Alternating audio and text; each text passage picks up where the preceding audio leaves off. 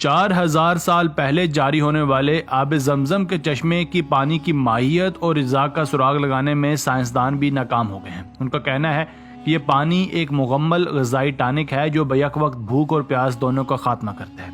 انہوں نے کہا کہ آب زمزم کے ایک قطرے میں کئی بیماریوں سے شفا موجود ہے۔ اگر اس پانی کا ایک قطرہ بھی عام پانی میں شامل کیا جائے تو اس کی تاثیر بھی آب زمزم کے پانی جیسی ہو جاتی ہے۔